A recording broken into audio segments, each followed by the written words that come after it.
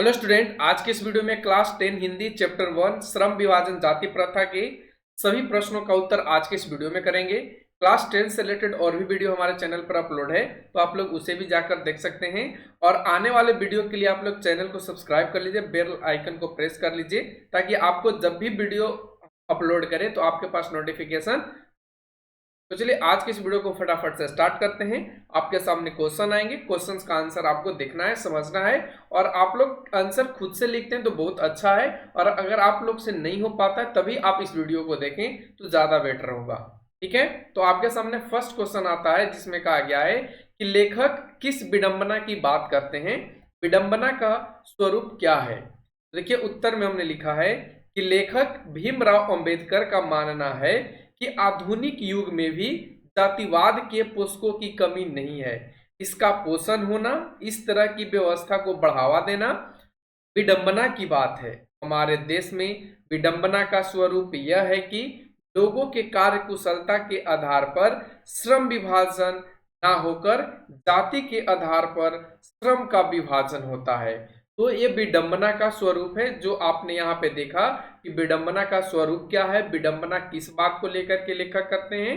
तो लेखक श्रम विभाजन को लेकर के बात करते हैं, और हमारे देश में विडंबना का स्वरूप क्या है कि लोग कार्य के अनुसार नहीं, उसके जाति के आधार पर उसके श्रम को विभाजन करते हैं।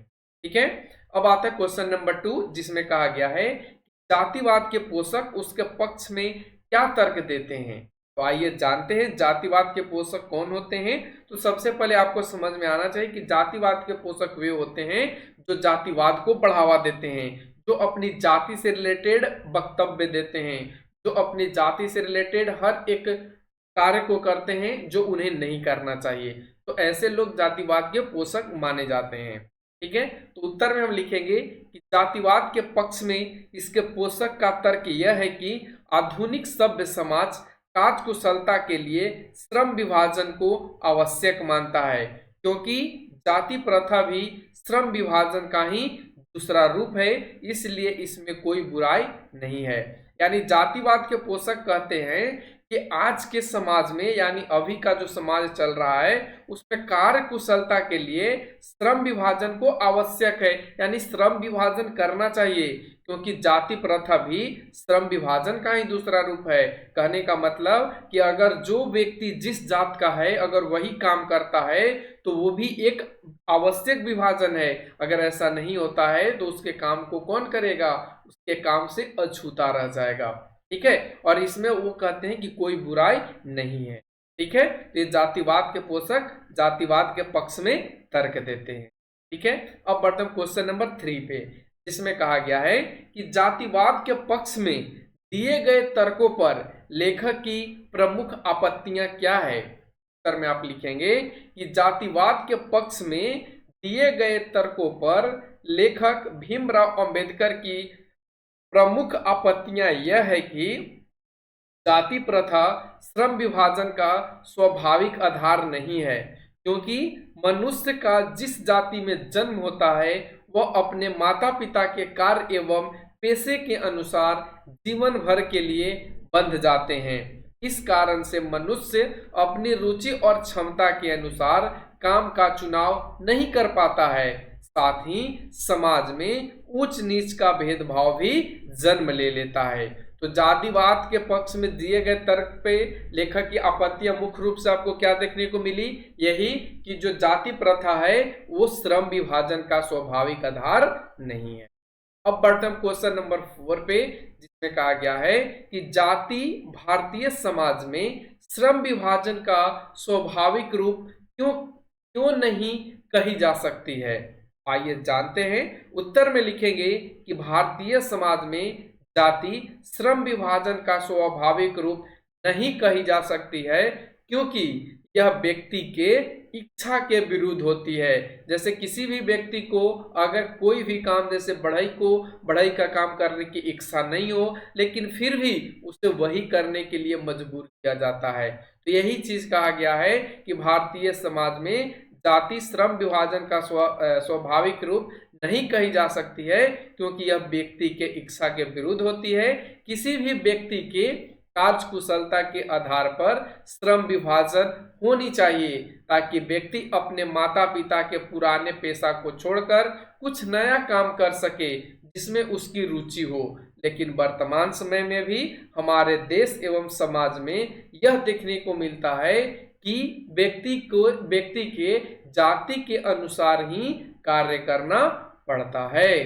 अब हम आते हैं क्वेश्चन नंबर 5 में कहा गया है कि जाति प्रथा भारत में बेरोजगारी का एक प्रमुख और प्रत्यक्ष कारण कैसे बनी हुई है।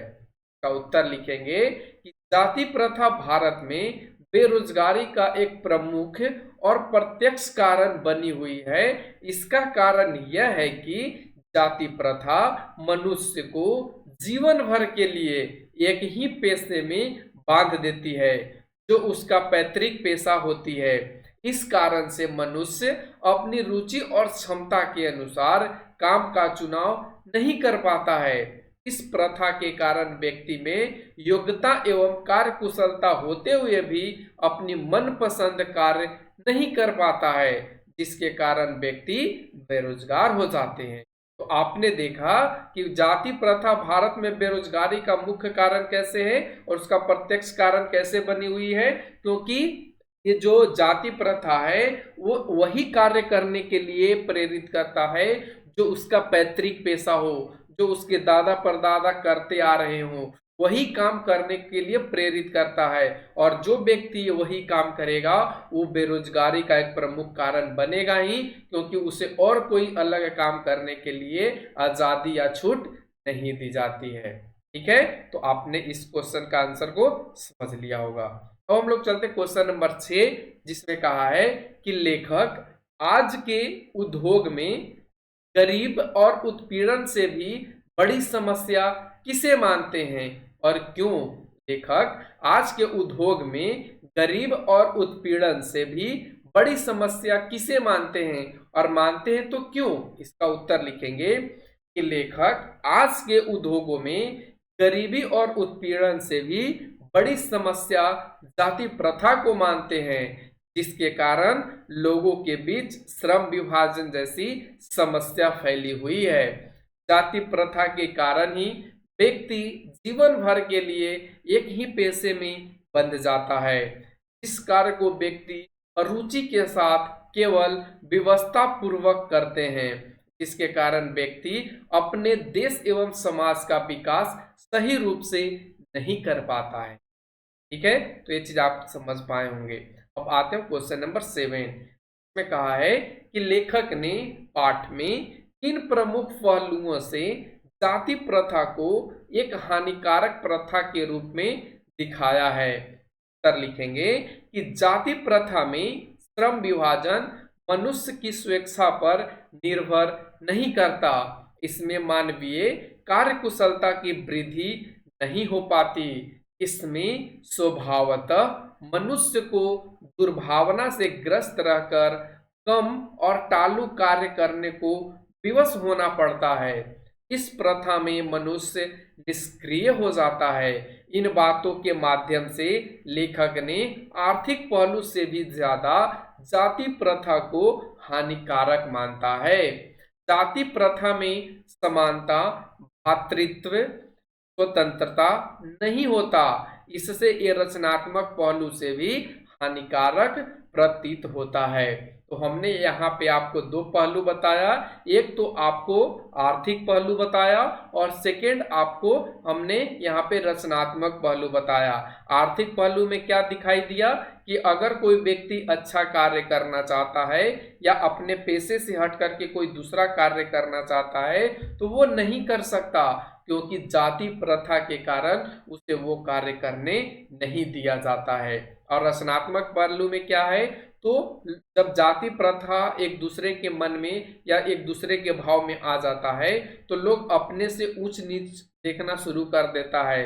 जो भातृत्व है यानी भाईचारे का भावना है उसको वो समाप्त कर देता है और वो किसी भी कार्य को करने के लिए स्वतंत्र नहीं रह पाता है। इसलिए रचनात्मक पहलू से भी हानिकारक है जाति प्रथा। ठीक है, तो समझ गए होंगे क्वेश्चन नंबर 7। अब बढ़ते हम लोग क्वेश्चन नंबर 8 की तरफ, इसमें कहा गया है कि सच्चे लोकतंत्र की स्थापना के लिए लेखक ने किन विशेषताओं को आवश्यक माना है।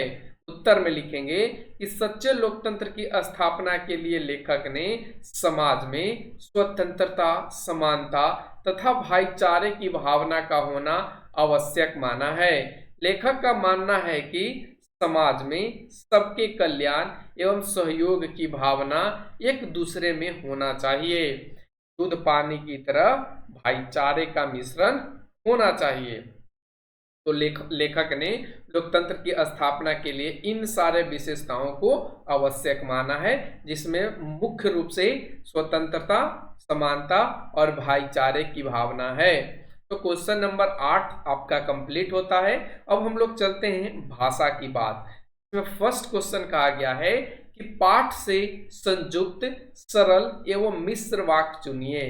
तो सबसे पहले आपको पता होना चाहिए संयुक्त, सरल और मिश्र वाक्य होता क्या है। तो आइए सबसे पहले हम जानते हैं सरल वाक्य। तो जिस वाक्य में एक मुख्य क्रिया हो उसे सरल वाक्य कहते हैं। और आप अपने बुक में देखेंगे तो आपके बुक से एक यहाँ पे वाक्य हमने लिया है कि मैं समस्या के रचनात्मक पहलू को लेता हूँ। ये आपका सरल वाक्य है।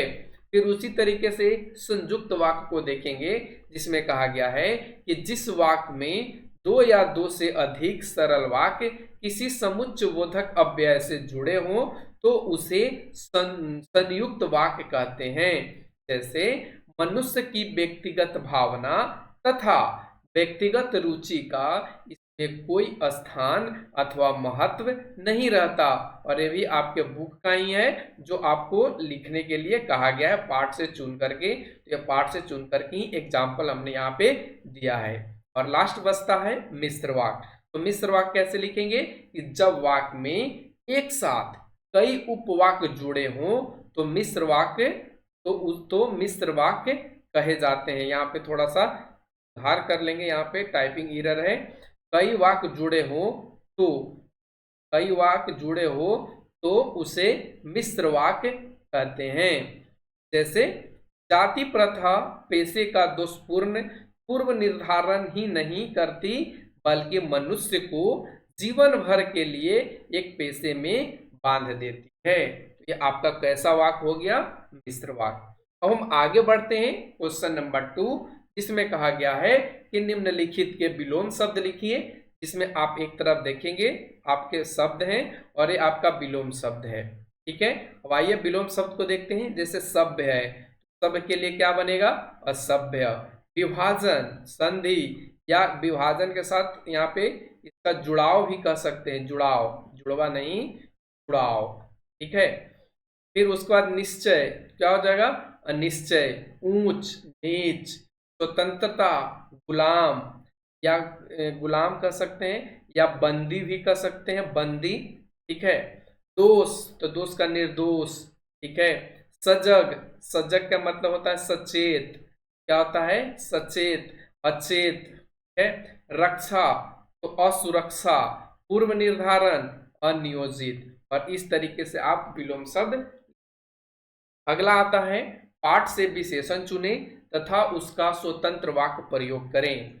जैसे विशेषण है और वाक्य है, तो हमने यहाँ पे कुछ विशेषण को लिया है और उसका हमने वाक्य बना करके आपको दिखाया है। जैसे आपके बुक में दे रखा है बेरोजगार, तो इसका क्या बनाएंगे कि जाति प्रथा के कारण कई लोग बेरोजगार हैं।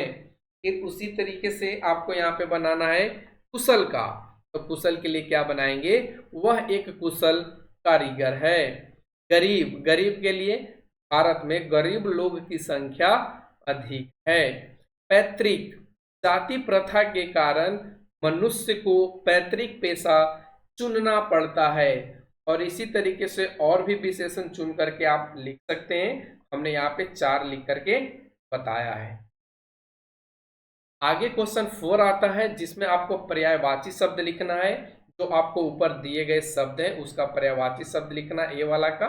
हमने देखिए यहाँ पे एक एक करके लिखा है। दूषित, दूषित के लिए क्या होगा, प्रदूषित हो जाएगा। गंदा होगा, अपवित्र होगा, धूमिल होगा। ठीक है, श्रमिक, श्रमिक के लिए मजदूर होगा, मेहनती होगा, हार्ड वर्किंग हो जाएगा। ठीक है, पेशा, पेशा के लिए व्यवसाय हो जाएगा, रोजगार हो जाएगा, धंधा हो जाएगा। अकस्मात का मतलब अचानक होगा, एकाएक होगा। ठीक है। अनुमति, अनुमति का मतलब इजाजत लेना होगा, मंजूरी होगा, सहमति होगा। अवसर, अवसर के लिए मौका, सुयोग, गुंजाइश। ठीक है। परिवर्तन, परिवर्तन के लिए बदलाव हो जाएगा, हेर फेर हो जाएगा, रूपांतरण हो जाएगा। सम्मान, सम्मान के लिए क्या बनेगा? आदर, इज्जत, कद्र। और इस तरीके से आपके बुक के सारे क्वेश्चंस को हमने यहाँ पे करा दिया है। तो कैसा लगा आज का ये वीडियो आप कमेंट सेक्शन के माध्यम से बता सकते हैं। आज के लिए बस इतना ही। Thanks for watching, take care, bye bye. फिर मिलते हैं अगले चैप्टर, अगले कंटेंट के साथ।